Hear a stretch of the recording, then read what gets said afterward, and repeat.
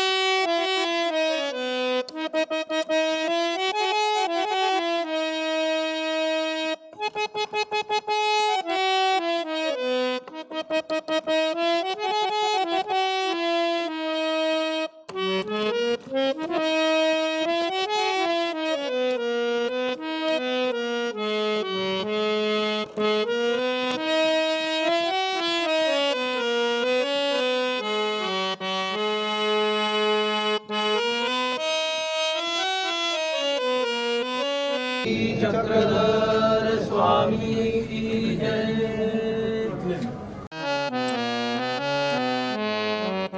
कुसुमासम करावे कुसुमासम. पळवकर बाबा या ठिकाणी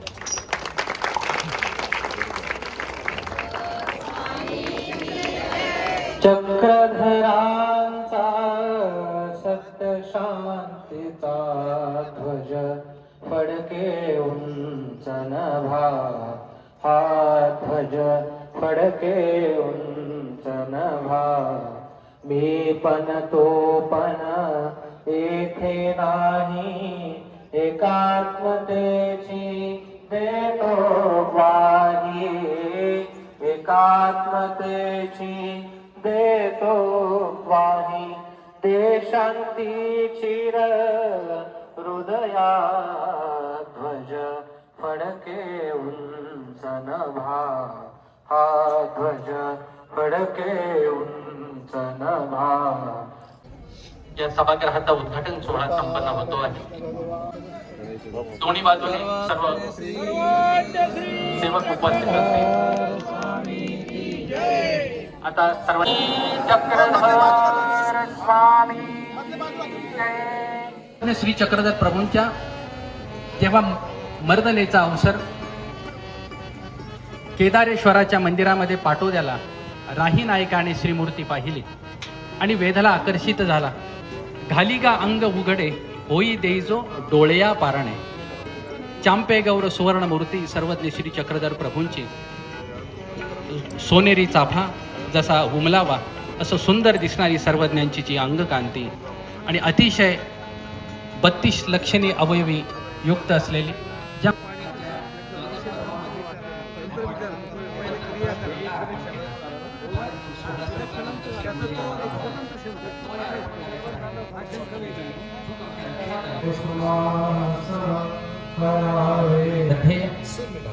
या आचार्य श्री वर्धनस्थ बाबा यांनी या निमित्तानं या धर्मवार्तेचं अधिष्ठाता पद पुष्पावं टाळ्यांच्या गजरामध्ये तो आनंद व्यक्त करूया. काल धर्मविचाराची नूतनता आपल्याला अनुभवायला मिळते. टाळ्यांच्या गजरामध्ये आदरणीय बाबांचं पूजन या ठिकाणी होत आहे. श्री दत्तात्रेय. आता आपण वळतो आहोत धर्मवार्तेकडे, अर्थात महत्वपूर्ण विचारांचं धन. आचार्य श्री वर्धनस्थ बाबा यांनी या निमित्तानं या विचाराची समृद्धता नाही. अनेक प्रकारचे विचार माणसाच्या कृतीतून माणसाच्या निर्मितीतून निर्माण झालेले आहेत आणि त्याला प्रगल्भता नाही. त्या प्रकारचं असलेलं निर्गुण सौंदर्य त्यामध्ये नाही. आणि म्हणून सुख श्रेय शृंगार या माध्यमातून धर्माची होत असलेली जडणघडण ही फार सगळ्यांसाठी महत्वाची असते. कारण त्याला चाकोरी असावी लागते, त्याला एक प्रकारची असलेली एक धाटणी असावी लागते, त्याला परंपरेचं असलेलं वलय असावं लागते, त्याला परमेश्वराचं निर्गुण सहवासाचा सहवास असावा लागतो. त्याशिवाय माणसाच्या जीवनामध्ये ते कार्य घडत नाहीत किंवा त्या प्रकारचा संयम जीवनामध्ये निर्माण होत नाही. आणि अशा प्रकारचं असलेलं व्यक्तिमत्व म्हणजेच या संस्थेचे संस्थापक कैवल्यवासी प्रातस्मरणीय महाराष्ट्राधिकरण श्री बाबाजी. माझा काही जास्त सहभाग बाबांच्या जीवनामध्ये बाबांच्या विद्यमान स्थितीमध्ये असताना आम्हाला राहण्याचा योग नाही, परंतु माझे कैवल्यवासी श्री गुरुजी यांच्या सहयोगाने निश्चितच मला भेटीकाळीचा योग आला. कदाकाळी येणं जाणं भेटकाळ अशा प्रकारचे प्रसंग होत गेले, परंतु बघितल्यानंतर आणि त्या प्रत्येक कृतीमध्ये कुठेतरी आमच्या जीवनामध्ये मांगल्य निर्माण व्हावं, कुठेतरी एक आदरयुक्ती भीती जीवनामध्ये असावी, अशा प्रकारचे असलेले व्यक्तिमत्व हे बाबाजी होते. कारण जीवनामध्ये जर आदर नसेल तर निश्चितच कुठल्याही प्रकारची भीती माणसाच्या जीवनाला नसते. आणि म्हणून आमची परंपरा आम्हाला सांगते की जे गुरु आणि सुहृद असतात, अनेक प्रकारचे गुरुनिमित्त आपल्या जीवनामध्ये होतात. शास्त्रामध्ये 33 प्रकारचे गुरुनिमित्त सांगितलेले आहेत, परंतु जे जे काही आपल्या जीवनामध्ये उपकारक असतात किंवा त्यांच्या ज्या असलेल्या भावना आपल्या जीवनामध्ये आपल्याला जपाव्या लागतात, आणि नुसतं भावना जपाव्याच लागत नाहीत, तर त्या विद्यमान स्थितीमध्ये त्यांच्या सन्निधानामध्ये सुद्धा असताना आपला कुठेतरी तोष त्या ठिकाणी व्हावा, कुठल्या तरी एखाद्या क्रियेने परमेश्वर तोषल्या जावेत. आणि अशा प्रकारची ही आमची मार्ग परंपरा जी आहे ही गुरुश्रुतांच्याच नव्हे तर सन्निधानातून चालत आलेली, की परमेश्वरच साक्षात तोषलेले आहेत. जेव्हा भंडारेकारांविषयी स्वामींच्या श्रीमुखातून शब्द निघतात की भंडारेकारासारखी उठी बैशी कवने नेणी, अशा प्रकारे ती उठी बैशी करण्याची परंपरा. आता उठ बस तर सगळ्यालाच येते, सगळ्यालाच उठावं लागतं, बसावं लागते, पण त्यामध्ये किती मर्म आहे. आजही ती परंपरेमध्ये आमचा तो शब्द आहे की यांना काही उठबस येत नाही. अर्थातच म्हणजे कशा प्रकारे सभासदी उठावं, कशा प्रकारे बोलावं, ह्या ज्या काही जीवनामध्ये घडण्याचे काही आपले जे प्रयोग असतात, कुठला तरी संयम माणसाच्या जीवनामध्ये असला पाहिजे. कुठल्याही शब्दाला आपण प्रत्युत्तर देत असताना त्या शब्दामध्ये आपला एक प्रकारचं एक मर्म असलं पाहिजे. आणि म्हणून व्यर्थ न बोलणे. पूर्वी परंपरेमध्ये आमच्या असं म्हणायचे की वाया वाया व्यर्थ व्यापार करायचा नाही. जो योग्य असेल कुठल्या तरी प्रकारानं, त्यामागे एखादा मनोधर्म जर असेल, तो वाया वाया जरी असेल पण त्या मनोधर्माने होत असेल तर निश्चितच त्या व्यापाराने सुद्धा तुमची कर्मणाश योग्यता होऊ शकते. अशा प्रकारचा तो एक समर्थवाद आहे. कारण तो ईश्वरी समर्थवाद आहे, तो गुरुजनांच्या ठिकाणी समर्थवादाचं कार्य प्रतिपादित होत असते, परंतु त्यामागे ईश्वराचं अधिष्ठान असावं लागते. धाविती पहविती झुंजविती दरेदर कुटे भुजविती उंच टेके समस्थळ करविती पाषाण फुडविती, अशा प्रकारे सन्निधानीचे जे काही आम्ही पाहिलेले आहेत आमच्या चरित्र ग्रंथामधून, आम्हाला तो कुठंतरी आमच्या असलेल्या परंपरेमध्ये गुरुजनांच्या सहवासात तो अनुभव येतो. कधी कधी त्या गोष्टी आपल्याला लक्षात येत नाही. इकडची माती तिकडे उचलून टाका, तिकडचं धान्य इकडे नेऊन टाका, इकडचं तिकडे टाका. काही वेळेला आपल्याला बघण्याच्या दृष्टिकोनातून तो आपल्याला अनुभव असं वाटतो की हे काही व्यर्थच व्यापार आहे, परंतु त्यामागे त्यांचा असलेला हेतू आणि कर्मणास करण्यासाठी तरी शारीरिक कष्ट मानसिक दुःख सहात्मकी पाडावे लागतात. असंविधान धर्मामध्ये जेव्हा महादाईसा विजन पडताळावेसी जात असतात त्यावेळेला म्हणतात की न देखते या देवा लागी कैसे झळवैली पळवैली असती. ज्यांनी तर देवाला बघितलं नाही, आम्ही तर साक्षात परमेश्वराला बघितलेलं आहे, पण आमच्या ठिकाणी मात्र तो तशा प्रकारचा अनुताप तर आहे, पण आमच्याही पेक्षा की ज्यांनी परमेश्वराला पाहिलं नाही, निश्चळपणे आपल्या विजनस्थळावरती जाऊन अनुतापपूर्वक चतुरी दुःखपूर्वक ईश्वराला आठवतात. त्या चर्येच्या माध्यमातून आपल्या जीवनामध्ये ईश्वराला उतरवण्याचा प्रयत्न करतात. आणि चढ आणि उतार सगळ्यात महत्वाचा आहे की चर्या म्हणजे चढ आणि उतार. हा माणसाच्या जीवनात चढही अनुभवता आला पाहिजे आणि उतारही अनुभवता आला पाहिजे. आणि मग तो चढ आणि उतार जेव्हा अनुभवाला येतो त्यासाठी आम्हाला ईश्वरी ज्ञानाची गरज आहे. चढल्यानंतर खाली किती यावं. आणि म्हणून आजही आमच्या परंपरेमध्ये परमार्ग अनुचर अशी लिहिण्याची पद्धती आहे. स्वामी मृत्यू संबंध अनादीचा या वचनाला अनुलक्षून तो मृत्यूत्व संबंध कधीही नष्ट न होणार आहे.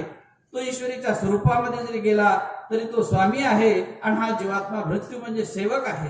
अशा माध्यमातून असलेली या परमार्ग परंपरेची लीनता, नम्रता आणि त्या साधनाची गहनता ही या तत्वज्ञानाने आम्हाला गुरुसुहृदांच्या माध्यमातून आमच्यापर्यंत आलेली आहे.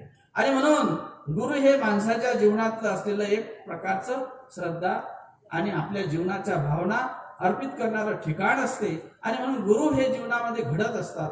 अनेक प्रकारचे कंगोरे माणसाच्या जीवनाला आपण अनेकांच्या मुखातून ऐकलं की दगडाप्रमाणे वेडेवाकडे आहे, पण चौरंगी चिऱ्याप्रमाणे घडण्याचं काम हे गुरु करतात. आणि मग त्या गुरूंनी निर्माण करून दिलेला हा आदर्श आहे. गुरु हे एकाचे नसून गुरु हा ज्ञानरूपी शब्द आहे.